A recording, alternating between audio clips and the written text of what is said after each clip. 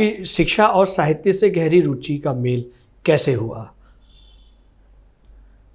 देखिए प्रजापति जी, मैं मानता हूँ कि मैं मूल रूप से मैं कवि हूँ जी, और साहित्य पत्रकारिता के क्षेत्र में भले ही रहा जी, सरकारी नौकरी में भी रहा जी, लेकिन साहित्य के जो अंकुर हैं ना वो कहीं मन में हृदय में बहुत पहले से वो फूटे। जी।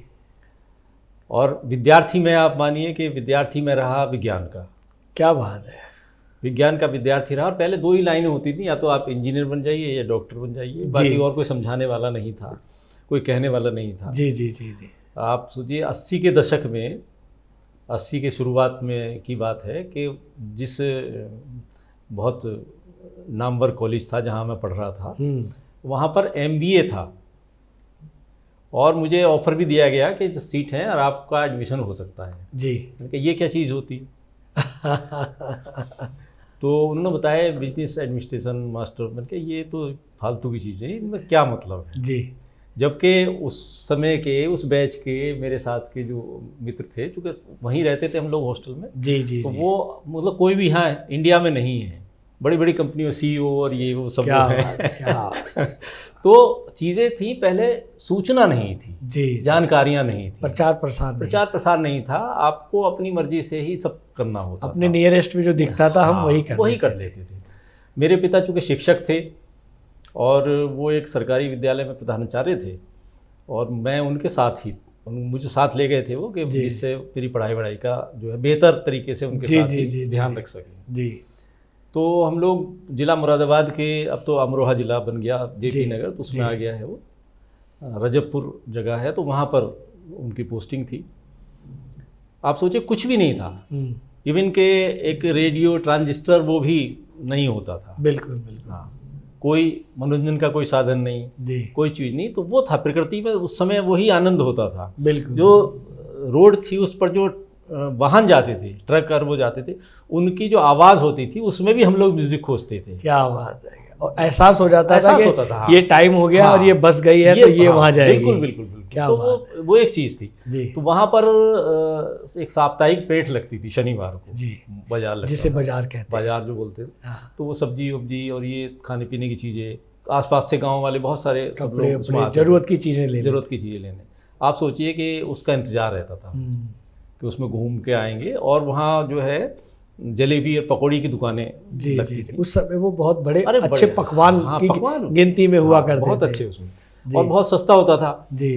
तो 25 पैसे की जलेबी या 25 पैसे की पकौड़ी ले आए, 50 पैसे की ले आए। जी जी जी। तो वो मेरा नियमित एक साप्ताहिक वो था, टूर समझ लीजिए कि वो रिफ्रेश होने के लिए पूरे हफ्ते उसमें घूमना, कोई काम नहीं था। जी जी। कुछ और खरीदना नहीं था, बस इतना ही होते थे पैसे पास में कि आपने पकौड़ी खरीद लिया और जलेबी खा ली या पकौड़ी खा ली। तो पकौड़ी मैं लाया तो वो एक जो है रद्दी पेपर था किसी डायरी का फटा हुआ, उसमें पकौड़ी थी, तो वो भी काफ़ी देर तक खाती थी थोड़ी थोड़ी करके।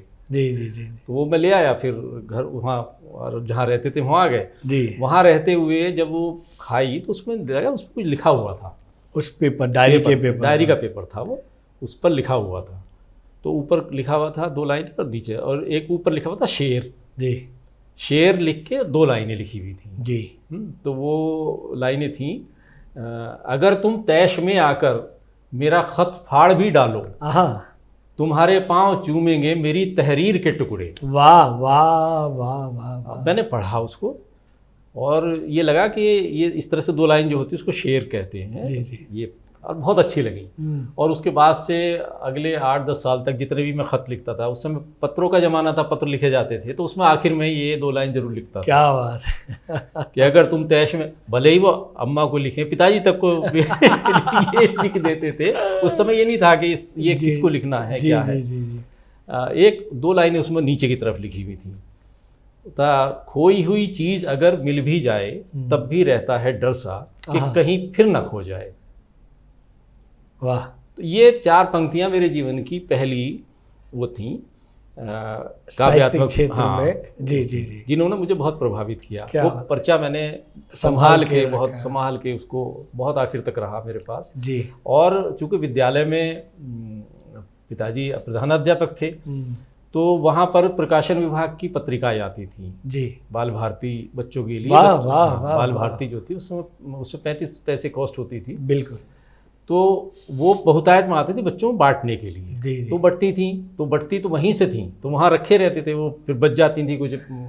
तो वो मेरे लिए उसमें सीरियल होते थे, पिंकू कारनामे और कई जो है हवा की बेटी जी, एक उसमें सीरियल बहुत जो है अनुदित वो था, ट्रांसलेटेड था विदेशी किसी उसका।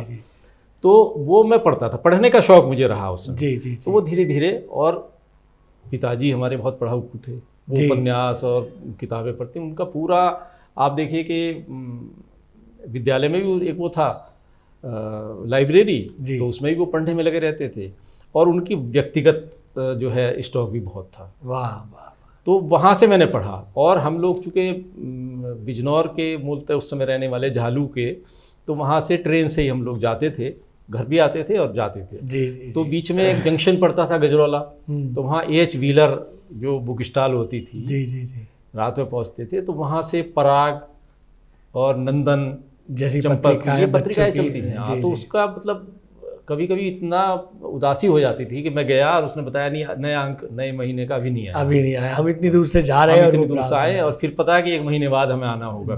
हर महीने जाना होता था, और फिर उनको पूरी तरह से पढ़ना, उनके पात्रों से जो बच्चों कहानियाँ थी उनसे ऐसे जुड़ जाते थे।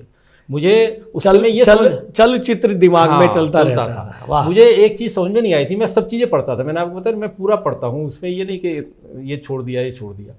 तो उस समय पराग के संपादक थे कन्हैयालाल नंदन जी, और नंदन के थे जयप्रकाश भारती जी।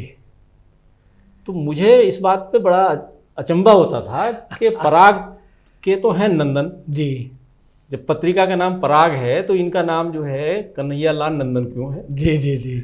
और नंदन पत्रिका के जयप्रकाश भारती। वाह। ये फिर पिताजी ने एक बार समझाया कि ये जो है नंदन है ये इनका उपनाम है। तो वही उपनाम क्या होता?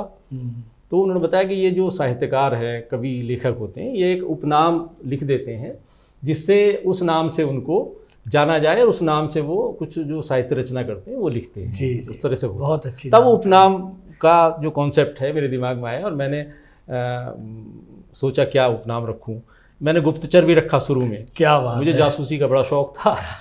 तो वो रखा, लेकिन फिर ये अबोध पे आके रुकी। जी। तो जो आप कह रहे हैं एजुकेशन और साहित्य, जी, तो चूँकि उसमें शिक्षा के और साथ साथ साहित्य के बीच मेरे उस पिता से और उस माहौल से बचपन से ही पढ़ गए थे। मैं उस समय कक्षा 7 में पढ़ता था। वाह वाह। और कक्षा 9 में मैंने दीवार करके एक उपन्यास लिख दिया। क्या बात। हाँ, वो पढ़ा था कि कोई राइटर थे विदेशी कि वो रात को इतने बजे से इतने बैठकर लिखते थे, एकांत में लिखते थे। तो बाकी चीज़ें नहीं समझ में आई, किस उम्र में लिखते थे ये नहीं समझ में आया। जी जी जी। हमें लगा क्या उसी टाइम में कि रात को 10 बजे से 11 बजे तक मैं लिखूंगा। लैंप जलते थे, बिजली नहीं होती थी उस समय, लालटेन जला के और लिखना। और वो कैपिटल कॉपी होती थी, कैपिटल कॉपी बोलते थे, वो छोटी छोटी कॉपियाँ आती थी। जी जी जी। वो कॉपी कितनी भर दी, 4 कॉपी भर दी, ऐसा कर दिया। वाह वाह। हाँ, अब वो रखा है। अब उसको पढ़ता हूँ तो हंसी आती है, जिसे उपन्यास कहते थे जिसा। तो तब से वो धीरे धीरे करके वो उसकी परवरिश हुई, उस अंकुर की, साहित्य का जो अंकुर था। वाह। और मैंने पढ़ा और फिर लिखा। उस समय लिखा। गज़ल से परिचय तो बहुत बाद में हुआ। जी। शेर वगैरह ये हुआ, लेकिन गज़ल से परिचय तो करीब हो गए, 3 दशक तो हो चुके उसको। वाह वाह वाह वाह। बहुत बाद में उससे परिचय हुआ। तो ये धीरे धीरे। तो इस तरह मैं मूलतः अपने को पत्रकार तो कम, कभी ज़्यादा मानता हूँ कि मैं मूलतः कवि हूँ। ये वीडियो YouTube पर देख रहे हैं तो हमारे चैनल को सब्सक्राइब करें और बेल आइकन को दबाना ना भूलें। अगर आप Facebook पर ये वीडियो देख रहे हैं तो हमारे पेज को लाइक करें।